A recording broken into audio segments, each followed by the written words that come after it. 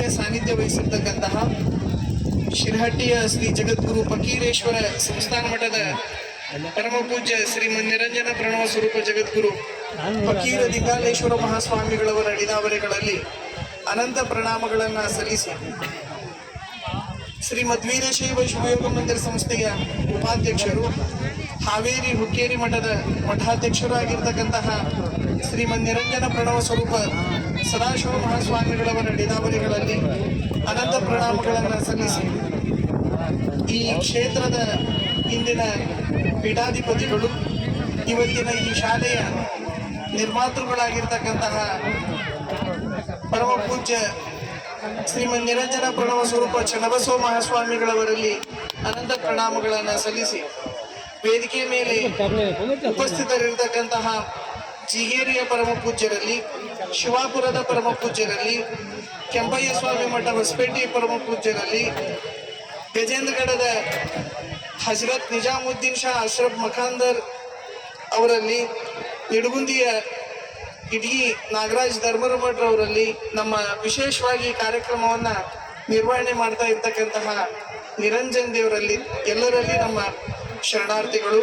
ವೇದಿಕೆ ಮೇಲಿರ್ತಕ್ಕಂತಹ ನಿಡಗುಂದಿ, ಹಾಲ್ಕೆರೆ ಹಾಗೂ ಕೊಪ್ಪದ ಸುತ್ತಮುತ್ತಲ ಗ್ರಾಮಗಳ ಹಿರಿಯರೇ, ವೇದಿಕೆ ಮುಂಭಾಗದಲ್ಲಿರ್ತಕ್ಕಂತಹ ಎಲ್ಲ ಸದ್ಭಕ್ತ ಮಹಾಶಯರೇ, ವಿಶೇಷವಾಗಿ ಈ ಕಾರ್ಯಕ್ಕೆ ಪ್ರೇರಣೆ ಅನ್ನೋ ರೀತಿ ಒಳಗ ಮಹಾದಾನವನ್ನು ಮಾಡಿರ್ತಕ್ಕಂತಹ ಶ್ರೀ ಮಲ್ಲೇಶಪ್ಪ ಸಜ್ಜನ್, ಶ್ರೀಮತಿ ಶೋಭಾಯಮ್ಮ ಮಲ್ಲೇಶಪ್ಪ ಸಜ್ಜನ್ ಸಾಕಿನ್ ಶಾಂತಗಿರಿ ಅವರೇ, ಇವತ್ತಿನ ಈ ಕಾರ್ಯಕ್ರಮದಲ್ಲಿ ಸಾಮೂಹಿಕ ವಿವಾಹ ಕಾರ್ಯಕ್ರಮದಲ್ಲಿ ವಿವಾಹಗೊಳ್ಳಲಿರುವ ಎಲ್ಲ ದಂಪತಿಗಳಾಗಿಬಿಟ್ರೆ ತಾಳಿ ಕಟ್ಟವರು ದಂಪತಿಗಳೇ, ಇಲ್ಲಿರ್ತಕ್ಕಂತಹ ಎಲ್ಲ ಸದ್ಭಕ್ತ ಮಹಾಶಯರೇ, ತಮ್ಮೆಲ್ಲರಿಗೂ ನಮ್ಮ ಶರಣಾರ್ಥಿಗಳು.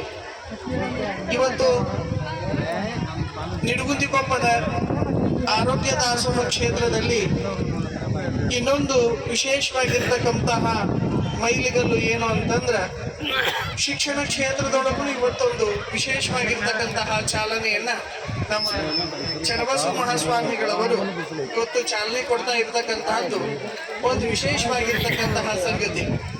ಇಲ್ಲಿಯವರೆಗೆ ಈ ಕಾರ್ಯಕ್ರಮದ ಅಧ್ಯಕ್ಷತೆಯನ್ನು ವಹಿಸಿರ್ತಕ್ಕಂತಹ ನಮ್ಮ ಕ್ಷೇತ್ರದ ಜನಪ್ರಿಯ ಶಾಸಕರಾಗಿರ್ತಕ್ಕಂತಹ ಸನ್ಮಾನ್ಯ ಶ್ರೀ JS ಪಾಟೀಲ್ ಸಾಹೇಬರವರಲ್ಲಿ ನಮ್ಮ ಶರಣುಗಳು. ವಿಶೇಷವಾಗಿ ಈ ಎಲ್ಲ ಕಾರ್ಯಕ್ರಮಗಳ ಕುರಿತು JS ಪಾಟೀಲ್ ಸಾಹೇಬರು ಹಲವಾರು ವಿಚಾರಗಳನ್ನ ವೇದಿಕೆ ಮೇಲೆ ಹಂಚಿಕೊಂಡ್ರು. ಅವರು ಹೇಳಿದ ಹಾಗೆ 15-20 ವರ್ಷ ಶಾಲಾ ಪ್ರಾರಂಭಗೊಂಡ ಮೇಲೆ ಕಟ್ಟಡಗಳನ್ನ ಕಟ್ತಕ್ಕಂತಹದ್ದನ್ನ ನಾವು ನೋಡ್ತಿದ್ವಿ. ಆದ್ರೆ ಬದಲಾದ ಸಂದರ್ಭದೊಳಗೆ ವ್ಯವಸ್ಥಿತವಾಗಿದ್ದರಷ್ಟೇ ಈಗೆಲ್ಲ ಸರ್ಕಾರ ಅನುಮೋದನೆ ಕೊಡ್ತೈತಿ ಶಾಲೆಗಳಿಗೆ. ಒಂದು ಫೈರ್ದು ಒಂದು ಸರ್ಟಿಫಿಕೇಟ್ ಇಲ್ಲ ಅಂತಂದ್ರು ನಮಗೆ ಪರ್ಮಿಷನ್ ಸಿಗೋದಿಲ್ಲ. ಆದ್ರೆ ನಮ್ಮ ಚನ್ನಬಸವ ಸ್ವಾಮಿಗಳವರು ಅದಕ್ಕೆ ಒಟ್ಟ ತೊಂದರೆ ಆಗಬಾರ್ದು ಅಂತಂದು ಏನೇನು ಸುಸಜ್ಜಿತವಾಗಿ ಒಂದು ಶಾಲೆ ನಡೀಲಿಕ್ಕೆ ಏನೇನು ವ್ಯವಸ್ಥೆ ಬೇಕು, ಒಂದಿಷ್ಟು ಕೊರತೆಗಳಿಲ್ಲದೆ ಒಂದು ಫಿಲ್ಟರ್ ನೀರು, ಕುಡಿಯೋ ನೀರಿನ ವ್ಯವಸ್ಥೆ ಮೊದಲು ಮಾಡಿಕೊಂಡು ಪ್ರತಿಯೊಂದನ್ನು ಸಹ ಅಚ್ಚುಕಟ್ಟಾಗಿ ಆ ಶಾಲೆಯೊಳಗೆ ಅವ್ರು ವ್ಯವಸ್ಥೆ ಮಾಡಿರ್ತಕ್ಕಂತಹದ್ದನ್ನು ನೋಡಿ ಎಲ್ರಿಗೂ ಬಹಳಷ್ಟು ಸಂತೋಷವಾಯಿತು ಅಂತಕ್ಕಂತಹದ್ದನ್ನ ಈ ಸಂದರ್ಭದೊಳಗೆ ಹೇಳಬೇಕಾಗತ್ತೆ. ಈಗೆಲ್ಲ ಕಷ್ಟದವು, ಈಗೆಲ್ಲ ವಾತಾವರಣ ಎಲ್ಲ ಬದಲಾದಂತಹ ಸರ್ಕಾರದ ಪಾಲಿಸಿ ಆಗಿರ್ಬೋದು, ಬದಲಾಗಿರ್ತಕ್ಕಂತಹ ಜನರ ಮನೋಸ್ಥಿತಿ ಆಗಿರ್ಬೋದು, ಬದಲಾದಂತಹ ಈಗ ವಾತಾವರಣದೊಳಗೆ ಒಂದು ಶಾಲೆ ನಡೆಸೋದಿರ್ಲಿ, ಸ್ವಾಮಿಗಳಾಗೋದಿರ್ಲಿ, ರಾಜಕಾರಣಿಗಳಾಗೋದಿರ್ಲಿ, ಎಲ್ಲದಕ್ಕೂ ಸವಾಲುಗಳದು. ಈಗ 25-30 ವರ್ಷಗಳ ಹಿಂದೆ ಯಾವ ತೆರನಾಗಿ ಒಂದು ಸಲೀಸಾಗಿ ನಡೀತಿದ್ವು ಹಾಗೆ ನಡೆಯೋದಿಲ್ಲ ಈಗ.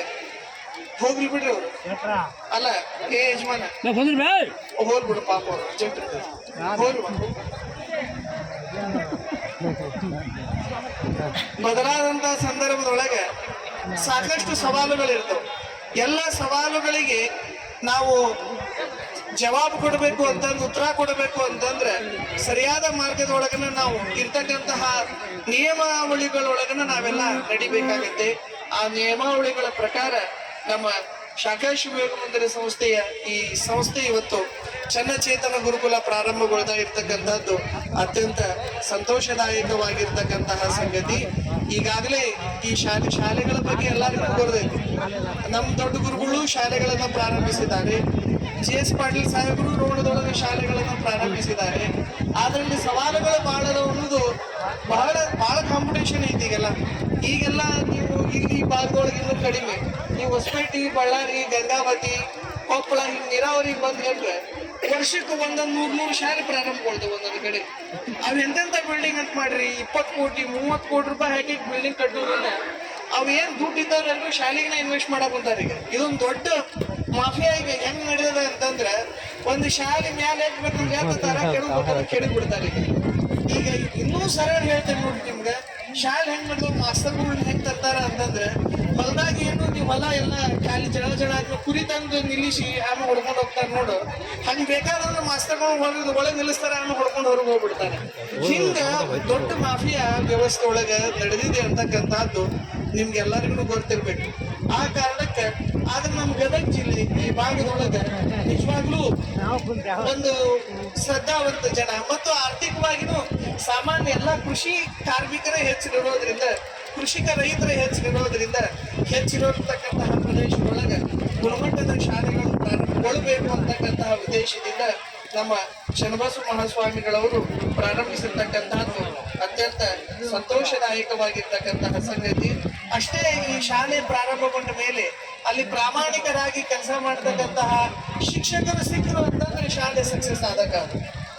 ಈಗೇನು ಅಂತಂದ್ರೆ ಸ್ವಾಮೀಜಿಯವ್ರ ಜವಾಬ್ದಾರಿ ಏನು ಅಂತಂದ್ರೆ ಇಲ್ಲಿ ಚೆನ್ನಾಗಿ ಪಾಠ ಮಾಡ್ತಕ್ಕಂತಹ ಶಿಕ್ಷಕರನ್ನು ಕರ್ಕೊಂಡು ಬರೋದನ್ನ ಬಹಳಷ್ಟು ದೊಡ್ಡದಾಗಿರ್ತಕ್ಕಂತಹ ಕೆಲಸ. ಅದನ್ನು ಸಹ ಅವರು ಯಶಸ್ವಿಯಾಗಿ ಮಾಡಿ ಅದಕ್ಕೂ ಅವರೆಲ್ಲ ನಿಯೋಜನೆಗಳ ಶಿಕ್ಷಕರ ನಿಯೋಜನೆಯನ್ನು ಸಹ ಈಗಾಗಲೇ ಮಾಡಿದ್ದಾರೆ. ಬಹಳಷ್ಟು ಇದನ್ನ ಅಚ್ಚುಕಟ್ಟಾಗಿ ಪೂಜ್ಯ ಚನ್ನಬಸವ ಮಹಾಶಿವಯೋಗಿಗಳವರ ಹೆಸರಿನೊಳಗ ಈ ಶಾಲೆ ನಡೀತಾ ಇದೆ ಅಂತಂದ್ರೆ ಯಾವ ರೀತಿ ಒಳಗೂ ಕೊರತೆಗಳಿರಬಾರದು ಅಂತಕ್ಕಂತಹ ಉದ್ದೇಶದಿಂದ ಅದನ್ನೆಲ್ಲ ಅಚ್ಚುಕಟ್ಟಾಗಿ ಮಾಡ್ಕೊಂಡು ಬಂದಿದ್ದಾರೆ. ನಿಜವಾಗ್ಲೂ ಇದೆಲ್ಲವನ್ನು ನೋಡಿ ಬಹಳಷ್ಟು ಸಂತೋಷವಾಯಿತು ಅಂತಕ್ಕಂತಹದ್ದನ್ನ ಈ ಸಂದರ್ಭದೊಳಗೆ ತಿಳಿಸ್ತಾ, ವಿಶೇಷವಾಗಿ ಮಲ್ಲೇಶಪ್ಪ ಸಜ್ಜನರ ಕುಟುಂಬದವ್ರ ಬಗ್ಗೆ ಪೂಜ್ಯರು ಅವ್ರ ಮಾತನ್ನ ಅವ್ರನ್ನ ಸ್ಮರಣೆ ಮಾಡಿದ್ರು. ಎಷ್ಟು ದೊಡ್ಡ ವಿಚಾರ ನೋಡ್ರಿದು. ಅವರು ಶಾಂತಗಿರಿಯರು, ಅವ್ರಿಗೆ ಪಾಪ ಇಲ್ಲಿ ಬರಾಕ್ ಸದ್ಯಕ್ಕೆ ಆಗೋದಿಲ್ಲ. ಆ ತಾಯಿಗೂ ಕಾಲಿಲ್ಲ, ಆ ಯಜಮಾನಗೂ ಅದ್ಯಾವುದೋ ಒಂದು ಖಾಲಿ ಒಂದೇನೋ ತೊಂದ್ರೆ ಆಗಿ ಅವ್ರಿಗೆ ಅಡ್ಡಾಡಕ್ ಬರೋದಿಲ್ಲ. ಅವ್ರಿಬ್ರು ತಮ್ದೇನ್ ಜಮೀನ್ ಐತಿ, ಈಗೆಲ್ಲ ಬೇರೆನ ಅದಾರ ಜನ, ಸಾಧ್ಯವಾದ್ರ ಮಟ್ಟ ಜಮೀನ ಹೊಡ್ಕೊಂಡು ಹೋಗ್ತಕ್ಕಂತ ಮಂದಿನ ನಾವು ಬಹಳ ಜನ ನೋಡಿದೀವಿ. ಆದ್ರೆ ಅವ್ರ ಜಮೀನ್ ಏನೈತೆ ಆ ಜಮೀನೆಲ್ಲ ಶಾಖಾ ಶಿವಯೋಗ ಮಂದಿರಕ್ಕೆ ಹಚ್ಚಿ, ಅಷ್ಟೇ ಅಲ್ಲದನ ಅವ್ರದ್ ಮನಿ ಇತ್ತು, ಮನಿನೂ ಮಾರಿ ಬಂದಿರ್ತಕ್ಕಂತ 16-17 ಲಕ್ಷ ರೂಪಾಯಿನೂ ಶಾಖಾ ಶಿವಯೋಗ ಮಂದಿರ ಸಂಸ್ಥೆಗೆ ಅರ್ಪಣೆ ಮಾಡಿದ್ರು. ಅವ್ರು ಒಂದ್ ಜೋರ ಚಪ್ಪಾಳೆ ಹೊಡ್ರಿ.